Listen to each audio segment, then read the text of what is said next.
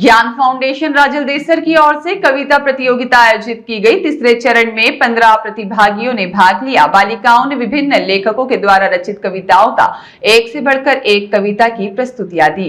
राजलदेसर कस्बे में ज्ञान फाउंडेशन की ओर से तीसरे चरण की कविता प्रतियोगिता का आयोजन रविवार को दोपहर 1:30 पर डॉक्टर उषा किरण सोनी के सानिध्य में किशोरी टाउन हॉल में आयोजित किया गया, जिसमें कस्बे के 18 आयु वर्ग से अधिक 2 लड़के और 13 बालिकाओं ने भाग लिया।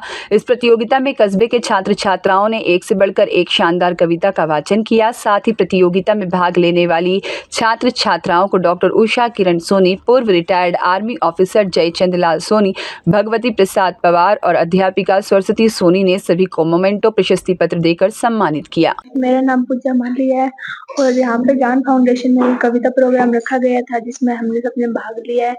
तो मैं चाहती हूँ आगे से प्रोग्राम होते रहे, जिससे बच्चों की प्रतिभा उभरती रहे और बच्चों का विकास होता रहे। आज ज्ञान फाउंडेशन में कविता प्रतियोगिता रखी गई, जिसमें हम सब ने भाग लिया और मेरा कहना है कि इसी तरह के प्रोग्राम्स होने चाहिए, जिसमें सभी को बोलने का तरीका पता चलता है। सब सुनते हैं तो उन सबको ये होता है कि हमें किस तरह से बोलना चाहिए और उनकी सबके सामने बोलने की झिझक दूर होती है। तो इस तरह के प्रोग्राम्स होते रहने चाहिए और ये सभी प्रोग्राम अच्छे हो रहे हैं और ये कविता प्रतियोगिता भी सभी बच्चों के लिए अच्छी थी और आज का ये प्रोग्राम मुझे भी बहुत अच्छा लगा। मैं बिना देख सकती हूँ, यहाँ पे ज्ञान फाउंडेशन में आज कविता का समारोह था, वहाँ पे मैंने भाग लिया। कैसा लगा आपको ये प्रतियोगिता का? ये भाग बहुत अच्छा लगा, यहाँ पे आके बहुत अच्छा लगा। यहाँ पे हमने बोल कविता बोलने को सिखाते हैं, यहाँ सबके सामने बोलने को सिखा रहे हैं। दीच है, मैं बीकॉम सेकेंड ईयर का स्टूडेंट हूँ। आज यहाँ ज्ञान फाउंडेशन में डॉक्टर उषा किरण सोनी के सानिध्य में एक कविता प्रतियोगिता का आयोजन रखा गया था, जिसके अंदर सभी बच्चों ने कविता प्रतियोगिता की थी। सभी ने बहुत बढ़िया तरीके से अपना दिया था और मैं कहता हूँ कि आगामी हर वर्ष ऐसा प्रतियोजन होना चाहिए।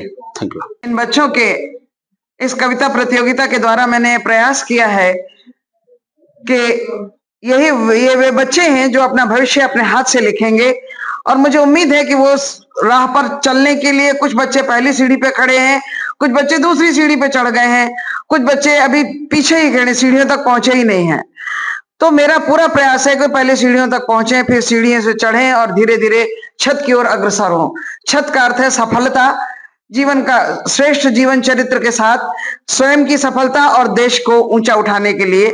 जब हम स्वयं ऊंचे उठेंगे तो समाज को ऊंचा उठाएंगे और उसके बाद आगे चलकर इस देश को भी अपना नाम देंगे और देश को भारत जैसे विश्वगुरु था, विश्वगुरु है और फिर से विश्वगुरु के रूप में सुदृढ़ स्थान बना के रखेगा, जिसे कोई नहीं बदल सकता। मैंने इसीलिए बात कही कि कौन कहता है कि भविष्य अनदेखा है। ये वे बच्चे हैं जो अपना भविष्य स्वयं लिख लेंगे, हाथ जल जाने के डर से डरेंगे नहीं, बल्कि सूरज को खींचकर हथेली पर धर लेंगे और सारी सृष्टि को आलोक से भर देंगे। मदन दादीज के साथ शिव भगवान सोनी की रिपोर्ट।